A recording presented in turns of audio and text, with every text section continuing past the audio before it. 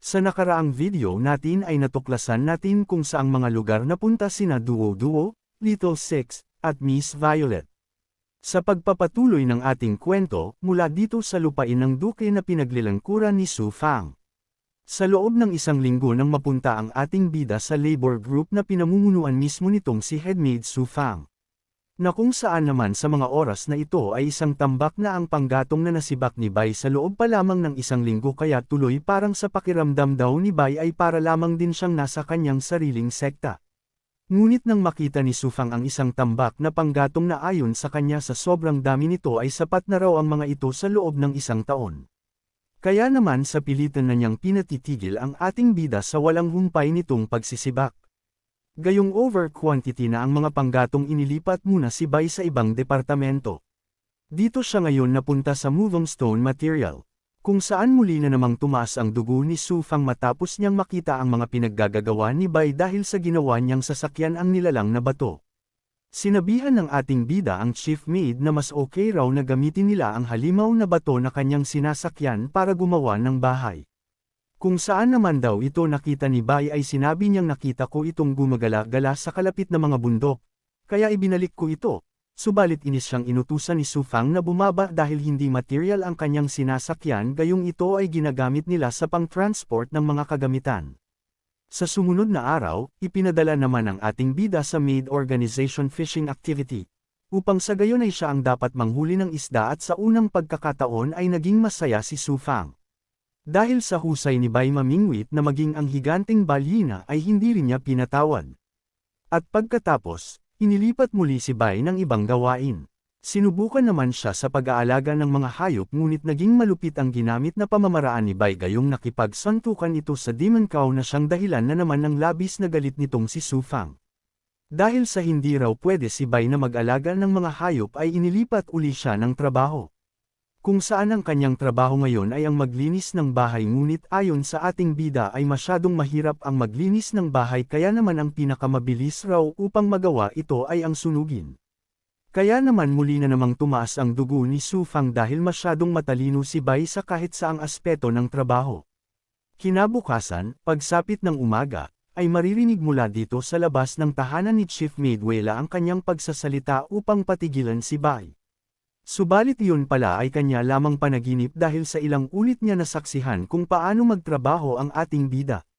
Laking pasalamat ni Su Fang gayong mabuti na lamang raw at panaginip lang ang pangyayaring iyon subalit talagang naiinis siya dahil sa loob ng ilang araw na pinaggagawa sa kanya ni Bai na halos wasakin na ang lahat ng trabaho sa mansyon na kanilang pinaglilingkuran. Nang tumayo na si Su Fang habang nagsusuot ng damit sabay niya sinasabing isang linggo lang siya dito at nagdulot na sa akin ng maraming problema. Kahit na sa aking panaginip, dinadalaw pa rin ako ng masamang kalamidad. At kinuha na niya ang kanyang palda, at agad na rin isinuot. Kinuha ang kanyang herban at isinuot. Sabay iniunat ang mga braso na binanggit na magtrabaho na tayo, umaasa para sa isang maayos na araw. Sa pagbukas pa lamang ng pintuan ng kanyang silid agad na naiisip ni Su Fang na mas dapat niyang unahin ang kaligtasan at syempre una niyang naalala ay si Bai kaya dapat muna raw niyang alamin kung ano ba ang ginagawa ngayon ni Bai. Sa kabilang banda, ipinakita ang ating bida na panay ang bahing gayong marahil sa dalas na banggitin ni Su Fang ang kanyang pangalan. Na inakala naman niyang kaya marahil nangyayari ito sa kanya ngayon ay dahil sa naging malamig ang panahon nitong mga nakaraang araw. Dahil naman sa maaga natapos ng ating bida ang kanyang mga gawain ay habang nagpapahinga mas minarapat niya munang magbasa ng ilang balita sa lugar na ito. Upang sa gayon ay malaman rin niya kung ano ba ang mga mahahalagang nangyayari sa lugar na ito habang ang isang magical pet na pusa na may pangalan na Krisan ay nakaupo sa kanyang hita. Ayon dito sa nilalaman ng kanyang binabasang balita, na ang mga salungatan ay nag-research sa Shah Zone bilang pinuno ng teroristang samahan na Sharjah Wing, Shaika, ay naglulunsad ng pag-atake sa Jutsu Defense Army ngunit agad na napatay si Shaika sa lugar ng mga Defense Army. Ang Imperial Puppet Project ay na-restart, at ang bagong Puppet Warriors ay inaasahang sumali sa mga Imperial Airborne Missiles at Airship bilang tatlong pangunahing sandata ng Imperyo para sa muling pag-reclaim ng kaharian ng tao. Ang San Fan City ang unang nagpanukala ng konsepto ng paglikha ng isang sibilisadong lungsod, na nagpapahayag ng isang malakas na pagsisikap na linisin ang mga blok ng lungsod mula sa mga pagalagala ng mga pulubi, upang gawing muli ang San Fan City. Matapos mabasa ni Bai ang balita tungkol kay Shaika ay nabanggit niya na maaasahan ba ang balita na ito gayong si Shaika ay naiulat na pinatay ng 3 beses sa loob lamang ng 1 linggong ito. At nabasa niya naman sa sumunod na balita na ang mga kakaibang eskultura na may kaugnayan sa kulto ng Naruko ay lumilitaw sa mga lokasyon ng Veracruz ng Imperyo kamakailan. Hindi naman sukat akalain ng ating bida na kahit raw pala ang demonyong kaharian ay hindi mapayapa. Mula naman dito sa labas ng pahingahan para sa pinuno ng mga katulong dumating na rito sa labas si Sufang at matapos niyang sabihin kay Funa na magandang umaga ay agad niya tinanong kung galing raw daw ba ito sa loob ng kanyang pahingahan. Sumagot naman itong si Funa ng magandang umaga chief maid ngunit hindi niya naman masabi na hindi siya pumasok sa loob ng kanyang pahingahan.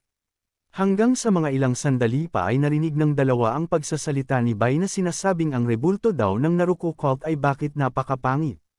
Mabilis na bumalik ang eksena dito sa panig ni Bai na kung saan tinanong niya ang magical pet na si Kizun kung ano ang mali gayong bakit biglaan na lamang itong umalis sa kanyang tabi. Sakto naman pagkaalis ng magical pet ay may malakas na sumigaw na sinasabi ang pangalang Bai Luchen bukod pa may malakas na humawak sa kanyang tenga at puwersahan itong hinatak. Na ito pala ay si Sufang gayong hindi niya nagustuhan ang ginagawang pagtambay ni Bai sa kanyang pahingahan. Inis niya rin sinabihan ang ating bida na wala ka ba planong gawin sa buong araw at ngayon ay pupunta ka sa aking lugar upang mag-relax habang umiinom ng tsaa.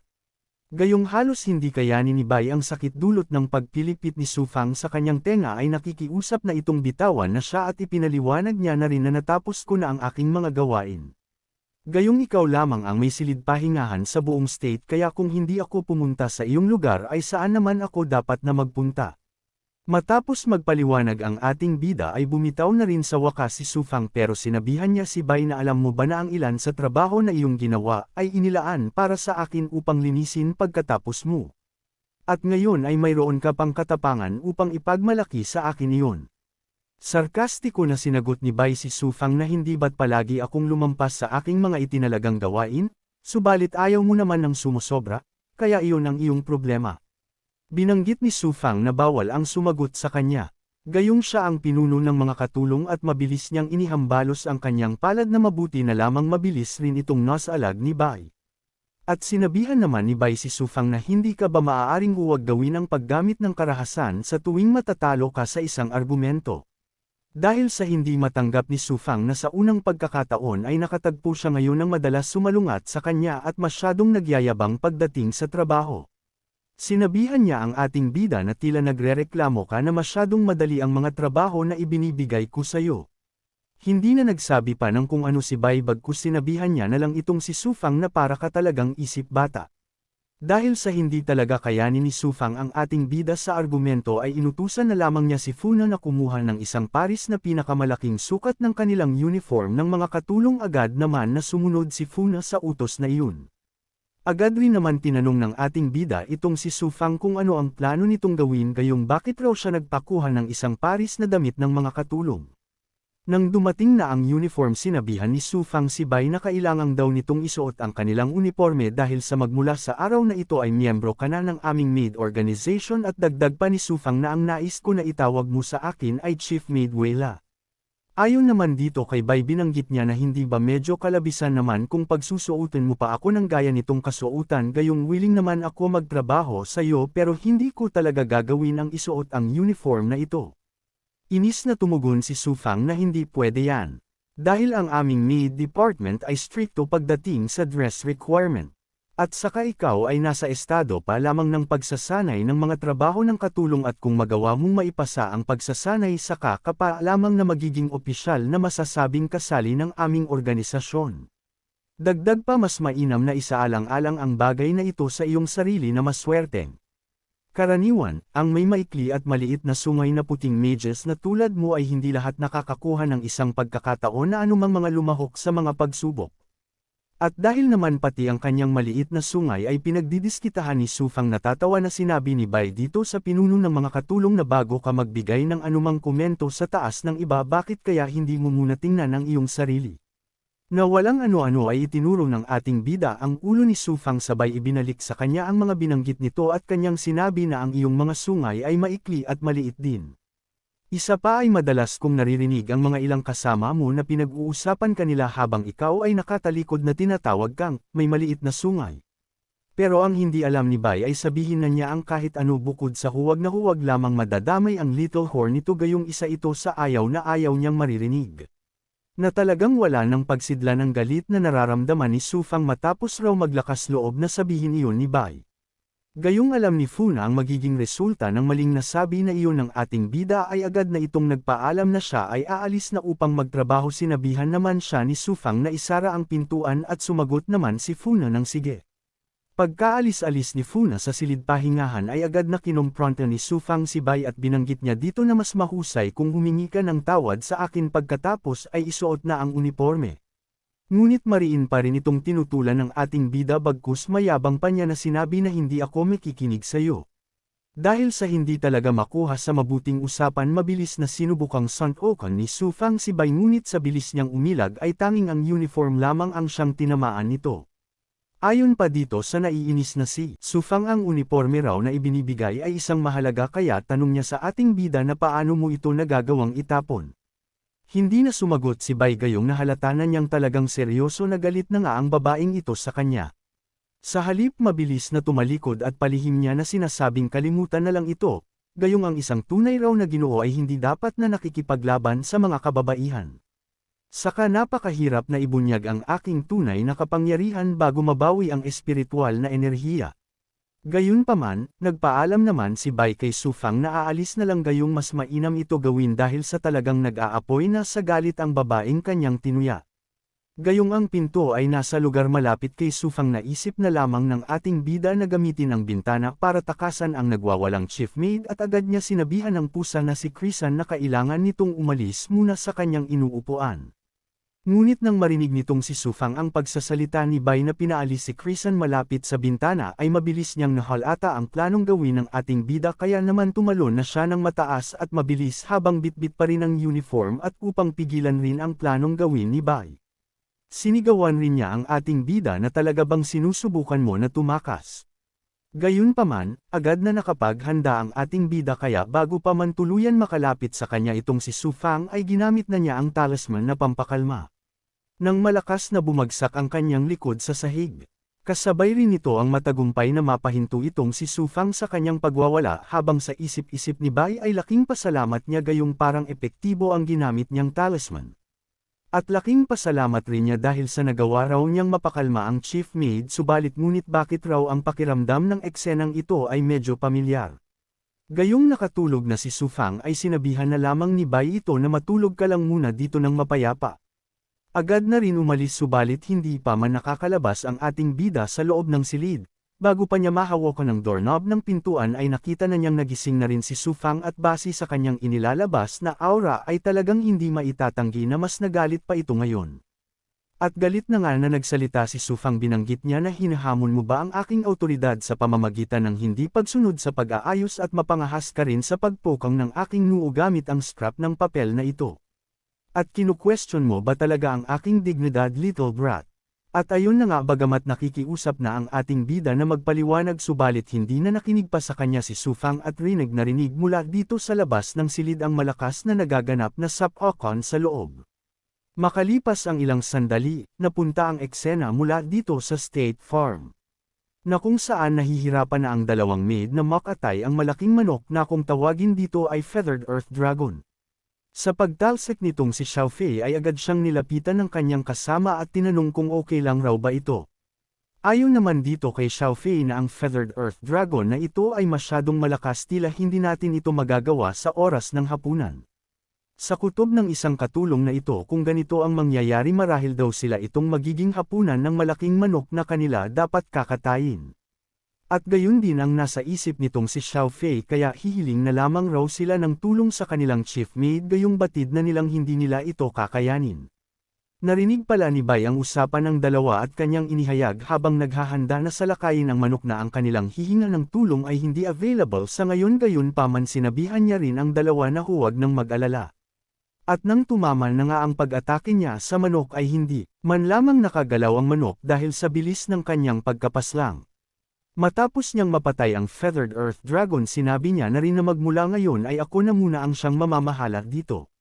Sabay tanong sa dalawang katulong na okay ba kayong dalawa na wala halos masabi ang dalawa kung hindi ang pasalamatan si Bai sa pagtulong nito sa kanila. Matapos nilang malinisan ang manok at may sakay sa kariton hindi maiwasan ng katulong na may asul na buhok na labis na mamangha sa kausayan raw ni Bai. Gayong sa isang iglap na nagawa nitong paslangin ang manok at napansin niya rin ang kasuotan ng ating bida kaya tinanong niya ito kung isa rin daw ba itong katulong gaya nila. Tumugon naman ang ating bida na may pagmumukhang talunan na e-consider na lamang raw ang kanyang ginawa upang parangalan ang pagkatalo. Dahil ang head maid sa iyong sambahayan ay ang pinakamalakas na taong nakita ko. Sumagot ang babae na hindi naman lingid sa kanila kung gaano talaga kalakas ang kanilang chief subalit ito ang unang pagkakataon na ang isang lalaki ay sumali sa kanilang koponan ng mga katulong. Nakisali na rin si Xiao Fei sa kanilang usapan at kanyang ipinaliwanag kay Bai na sa katunayan ang aming koponan ng maid ay orihinal na bahagi rin ng koponan ng sundalo. Ngunit matapos si Lady Wela ay naging head maid, ang mga assessment ay naging mas mahirap. At karamihan sa mga male mages ay hindi magawa ang pumasa sa unang pagsubok kaya hinayaan na lamang na maging mga maid apprentice. Dagdag pa niya na sa palagay ko ang special na outfit na ito ay dapat na nahanap na ni Lady Wela para kay Mr. Luo Chen dahil hindi siya makahanap ng isang angkop. At pagkatapos, binanggit nitong isang babae na tila ay mahalaga ka Mr. Luo Chen kay Lady Wela. Bagamat ayaw talagang isuot ni Bai ang damit ng mga katulong ay kunwari sinabi niya na nagpapasalamat talaga ako sa damit na ibinigay niya. At base sa nakwento ni Xiao Fei, naunawaan na ni Bai na kaya pala ang kaharian ng demonyo ay isang mundo na pinamamahalaan ng babaeng iyon. Hindi nakakagulat na si Su Fang ay may tulad na hindi kapani-pani walang pisikal na kakayahan, tulad rin ng isang body cultivator. Maya-maya pa ay sinabi na ni Xiao Fei na nakarating na sila sa kanilang pupuntahan habang makikita na may nakasulat sa pintuan na Sunrick House. At makikita rin sa isang tabi ang isang paalala na ang nasa loob ay isang mapanganib na aso. Habang itong ating bida ay iniisip pa rin niya si Su Fang dahil sa kanyang sinasabi sa kanyang isip na si Su Fang ay maaaring maging malakas sa pisikal. Ngunit iyon ay sa mga tuntunin lamang ng physical fitness. Laking tanong rin niya kung bakit raw ganap na hindi epektibo ang kanyang talisman na isip tuloy ni Bai kung naging mahina na ba siya ngayon. Upang malaman ang kanyang kasalukuyang lakas ay plano sana niyang tingnan ito sa kanyang system subalit wala ito maipakita bukod sa mabagal nitong pagloading. Bago sila pumasok sa kulungan ng aso ay nagsuot ng proper safety armor ang dalawang katulong. Gayong hindi nagsuot si Bai ng armor kaya tinanong siya ng babaeng may asul na buhok kung bakit raw ayaw nitong gumamit ng armor agad na tumugon si Bai na hindi na kailangan dahil abala lamang kung magsusuot pa raw siya ng armor. Pinaalalahanan naman siya ni Xiao Fei na mangyaring mag-ingat dahil 3 maid na ang nasugatan sa loob pa lamang ng buwang ito. Upang hindi na mag-alala ang dalawang babae sinabihan ni Bai sila na walang magiging problema gayong magaling daw siyang mag-alaga ng mga hayop. Nang makapasok na ang 3 halatang halata ang kaba ng dalawang babae lalong-lalo na ang babaeng may asul na buhok. Gayong ang aso na kanilang bibigyan ng pagkain ay nakita pa lamang sila nagpapakita na kaagad ng pagka-agresibo. Na maging si Bai ay bagamat hindi nababahala subalit hindi naman siya makapaniwala sa kanyang nakikita. Dahil kakaibang aso pala ang kanyang matatagpuan sa kulungan na ito at ito ang demon pet na alaga ng duke na kung tawagin naman nila ang alagang hayop na ito ay si Sunrick. Gayunpaman kahit mababakas na hindi nito gusto na may lumalapit sa kanya subalit makikitang walang pagdadalawang isip na nilapitan ito ni Bai. Bukod pa sa kanyang paglapit ay hinawakan niya pa ito sa sungay at iniangat mula sa lupa at sabay binanggit na nakakagulat naman hindi ito isang toy outfit. Sa padalos-dalos niyang ginawa ay agaran siyang sinabihan ni Xiao Fei para sabihin na kailangan nitong ibaba si Sunrick gayong ang demon pet na yan ay may hindi magandang pag-uugali at masyado raw na mainitan ang ulo. Sa muli pagtingin ni Bai sa demon pet ay medyo nagulat siya gayong nakita niyang may iniipon si Sunrick na ball ang enerhiya sa kanyang bibig. At hindi rin nagtagal ay naganap ang napakalakas na pagsabog ng lilang na enerhiya. At nang mawala na ang makapal na usok ay hindi na rin makita ang ating bida sa kanyang huling kinatayuan habang ang dalawang babae na kasama niya ay mabilis na nakapagtago sa harang na ipinasadya sa gaya nitong sitwasyon. Mr. Luo Chen, okay ka lang ba agad tanong ni Xiao Fei. Subalit nang kanyang mapansin na nawala si Bai ay napasigaw siya ng malakas na tinatawag ang pangalan ng ating bida subalit wala pa rin tumutugon bukod sa demonyong aso na panay ang pagdura. Sa mga ilang sandali pa habang nagyayabang pa si Sunrick dahil sa walang hirap niyang naalis sa kanyang harapan ang nang ahas na hawakan ang kanyang sungay ay bigla naman siyang nagulat at napatuhol gayong may bigla na lamang lumabas sa ilalim ng lupa na isang kamay. At nang kanyang mamukhaan kung sino ang lumabas sa ilalim ng lupa na walang iba kung hindi ang ating bida ay agad rin siyang mabilis na naghanda upang muling gawin ang kanyang pag-atake. Subalit sa pagkakataon na ito ay iniharang na ni Bai ang kanyang isang kamay upang sa gayon ay pigilan ang pagdura muli ng Demon Pet at bagamat natuloy pa rin ang pag-atake ng Demon Pet na si Sunrick subalit hindi na ito matagumpay na tumama kay Bai. Sa halip nag-backfire ito at halos sunugin ang kanyang sariling mukha sa sarili niyang kagagawan at hindi rin nga nagtagal ay nawalan na halos ng kamalayan itong si Sunrick. Habang umaahon ang ating bida sa hukay na kanyang nilubugan ay sabay niya sinasabi sa dalawang babaeng maid na okay na dahil sa ngayon ang troublemaker na ito ay hindi magagawang bumangon sandali. Sa pangyayari na ito ay nabawasan na ang pangamba ni Xiao Fei at inalis na rin niya ang kanyang helmet at pinuri si Bai gayong sinabi niya na Mr. Luo Chen tunay na mayroon kang mahusay na kasanayan at lakas ng loob. At idinagdag naman ng isa na nagpapasalamat talaga ako. Kung wala ka, tiyak na magkakaroon kami ng malaking problema. Tumugon naman ang ating bida na ito ay isa lamang na maliit na pabor, at kanyang inakala na ang maid ay ang siyang may pinakamahirap na gawain dito sinabi niya rin na marahil kayo ang may pinakamapanganib na unit gayong kayo ay nakikipag-ugnayan sa mga monsters araw-araw. Pero hindi yun totoo ayon dito kay Xiao Fei dahil sa inihayag niya na kung ihahambing sa espesyal na puwersa ng gawain na pinangungunahan ni Butler Grady, malayo kami. Pagkatapos ng lahat ay mayroon pa rin kaming Lady Wayland na pwede namin malapitan sa oras na nahaharap kami sa isang mahirap na sitwasyon. Nang marinig ng isang babae ang kupunan ni Butler Grady ay hindi niya napigilan na sabihin ang kanyang narinig na pupunta sila upang galugarin ang isang espesyal na uri ng magic crystal sa kailaliman ng minahan ng abis na bagamat sinisinyasan siya ni Xiao Fei upang pigilan ang pagsasalita nito subalit hindi niya nauunawaan ang pahiwatig sa kanya ni Xiao Fei. Bagkus itinuloy lamang niya ang kanyang pagkukwento na ayon pa sa kanya ay sinasabing sa loob, maraming mga monsters at hindi mabilang na mga traps. Karaniwan na rin o madalas ang mga cave-in at pagkawala, at ang dami ng namamatay sa mga koponan ay maraming beses na mas mataas kaysa sa mga sundalo na nakikipaglaban sa front line. Dagdag pa niya na sa koponan ng maid ay mayroon pa rin kaming maaasahan at mabait na si Lady Wayland kahit na sa pagiging medyo mainitan ng ulo subalit walang babaeng demonyo na mas perpekto kaysa sa kanya. Kaya sa tingin ko Mr. Luo Chen, dapat ka nang makipag-ugnay ng higit pa kay Lady Wayland. Base sa nanalaman ni Bai bigla niya naalala si David na madalas punong-puno ng galos subalit madalas rin ni David itong baliwalain dahil sa kanyang palusot lagi na okay lamang siya at ang gawain doon daw ay mabuti rin at paminsan-minsan ay nakikita ko rin ang binibini. Ngunit ngayon nakakuha na si Bai ng impormasyon tungkol sa nagiging klaseng trabaho ni David ay naging malinaw na sa kanya kung bakit madalas nabugbog sarado itong si David. Sinabihan na rin ni Bai ang dalawa na malapit na magdilim ibaba na raw nila ang mga pagkain ng alagang aso at umalis na rin na agad sumang-ayon ang dalawa nitong kasamang babae. Lumipas ang mabilis na oras, at sumapit na rin ang gabi mula dito sa silid tulugan ng manggagawa.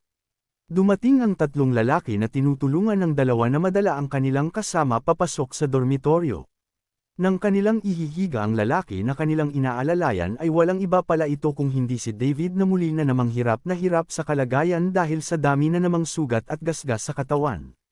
Habang ang ating bida ay tila masarap lang ang pagkakatulog sa mga oras na ito. Ayon sa isa kanyang sinabi na ang taong ito ay talagang mabigat, tulad ng ulo ng isang patay na baboy. Sambit naman ng isa na sa pagtingin sa kanya ng ganito sigurado malamang na hindi na siya makatatayo kinabukasan. At kung siya ay magpapatuloy na nagtatrabaho ng ilang araw, siya ay hahantong sa kanyang pagbagsak.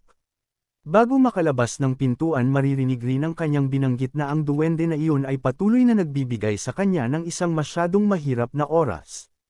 Sa aking palagay hindi siya hinahayaan na magpahinga. Tugon naman ng kanyang kasama na Bueno, makikita lamang natin kung siya ay sapat na matigas upang mapaglabanan ito.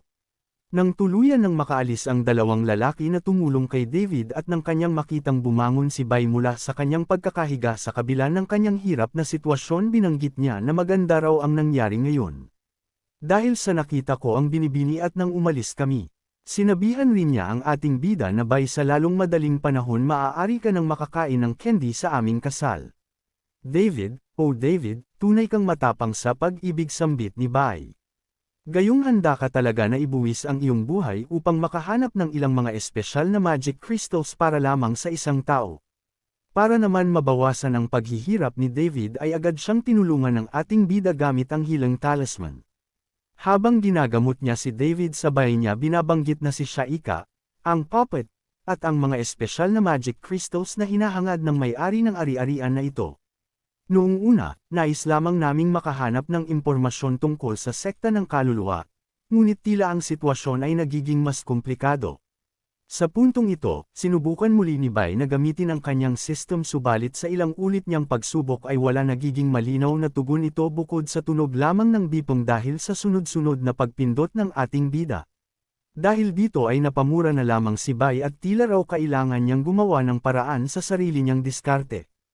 Pero sa kasalukuyan, ayon sa analysis ni Bai, ang tanging pinakamataas na antas ng figure na maaari siyang makipag-ugnay ay ang malademonyong muscleman, kaya pinag-iisipan niya na kung dapat na ba akong humingi ng tulong sa kanya.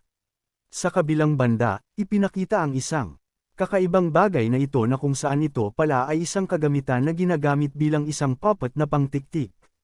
At binanggit ng isang katulong na hindi ipinapakita ang mukha na siyang kumokontrol dito ay kaya maaari mo ring gamitin ang talismans at isa ka palang manlalakbay na mula sa silangan. Kinabukasan, nagsimula ang araw mula dito sa likod ng bundok, kung saan sa mga oras na ito ay may isang babaeng maid naman na nagsusumikap na takasan ang isang halimaw na puno. Hanggang kinalaunan sa kanyang pagtakbo ay hindi naman sinasadyang natalisod ang isa niyang paa na siyang dahilan ng mabilis niyang pagbagsak sa lupa, habang sa ilang sandali na lang ay tatama na sa kanya ang isang ugat ng puno. Subalit takang-taka ang babae, gayong sa halip na salakayin siya ng halimaw na puno ay biglaan na lamang itong mabilis na tumatakas sa hindi malamang dahilan. Gayong kaya pala na mabilis ito na tumatakbo ay nakita niya ang palakol ni Bai na kumikinang, at ito ay ang kanilang kinatatakutan na dahil sa dalas sikat na rin si Bai sa kanilang pangkat na mangingikil ng kanilang lahi. Gayunpaman, sa kabila ng kanyang pagsusumikap na tumakas ay hindi rin niya ito nagawa, gayong nang tumama ang palakol ay tuluyan rin siyang nabiyak. At tumama rin ang ordinaryong palakol ng ating bida sa isa pang puno, subalit hindi na ito idinamay pa ni Bai. Sa mga sumunod patangin tingin ang babae sa magkakaibang bahagi ng lugar dahil sa pagsasalita ng ating bida upang ituro ang kanyang lugar na kinatatayuan. Sa pagtingin niya sa kanyang likuran nang makita niya si Bai ay kinamusta niya lang si Bai dahil marahil sa trauma na kanyang naranasan. Tanong kaagad ng ating bida dito sa babae na masyadong delikado dito sa likod ng bundok, kaya bakit ka pa nagpunta sa lugar na ito? Sinabi ng babae ang kanyang dahilan kung bakit siya napunta sa lugar na ito, gayong hinahanap raw niya si Mr. Bai Luchen. Gayong hindi niya alam na ang kanyang hinahanap na tao ay ang kanya na ngayon kinakausap, kaya tinanong niya si Bai kung may pag-asa raw ba na makausap niya iyong si Mr. Bai Luchen. Agad na rin na nagpakilala ang ating bida na siya ang taong hinahanap nito, at tinanong rin niya ang babae kung isa raw ba ito sa tauhan ni Su Fang. Nakita ko kung gaano ka ka-clumsy, ikaw ba talaga ay nagmula sa panig ni Su Fang? At hindi malaman ang magiging reaksyon ng babae matapos siyang sabihan ni Bai na isang clumsy. Hindi naman sinagot ng babae kung kasamahan ba siya talaga ni Su Fang, bagkus kanyang binanggit na si Lady Weyla ay bukod sa pamamahala ng Combat Division, ay pinangangasiwaan din niya ang Departamento ng Domestic Affairs. Ako ay isang katulong na may pananagutan sa mga panloob na gawain ng mansyon. Ngayon, ang kagawaran ng Domestic Affairs ay may isang napakamahalagang gawain na itatalaga sa iyo, sabay nakiusap na mangyaring makipagtulungan raw sana sa kanya si Bai. Subalit nakatulala lang ang ating bida, kaya muli siyang tinawag nitong babae upang malaman kung pumapayag ito. At nang kanyang sabihin na okay, sasamahan kita, ay biglang mabilis na nagbago ang pag-uugali ng babae, gayong walang hirap niyang napapayag ang kanilang target. Bago umalis tinanong muna ni Bai ang babae na ngunit maaari mo bang sabihin sa akin kung saan tayo pupunta at kung ano ang gagawin natin? Tugon ng babae, may karwahe sa likod ng bundok. Pumunta dito at pagkatapos ng 3 oras ay mararating natin ang lugar. Sasabihin ko sa iyo kung ano ang gagawin natin pagdating natin. Sa mabilis na pagpayag ni Bai palihim na sinabi ng babae na ang mga kasanayan ng taong ito ay talagang kulang. Muli tinanong ng ating bida na kung isa raw ba talagang katulong itong kanyang sasamahan ngayon na mabilis at magiliw na sumagot na siya ay talagang tunay na maid. At, niyaya na rin si Bai Luchen dahil raw sa tumatakbo ang oras na wala na din nagawa si Bai kung hindi ang sumunod na lang at sang-ayunan ito. Mula dito sa isang bahagi ng lugar sa kabilang bundok makikita ang isang mapulang babaeng demonyo na habang kasama niya si Xiao Fei na marahil ito at ang puppet master na nagpakita sa labas ng silid pahingahan ng mga manggagawa. Natuwa ang mapulang demon dahil sa ang target ay sumunod sa puppeteer, at ang unang bahagi raw ng kanilang plano ay isang tagumpay. At ang tunay pala na plano ng mga ito ay dalahin si Bai sa minahan at gagawin nila na isailalim si Bai sa kanilang control at gawin itong isang puppet.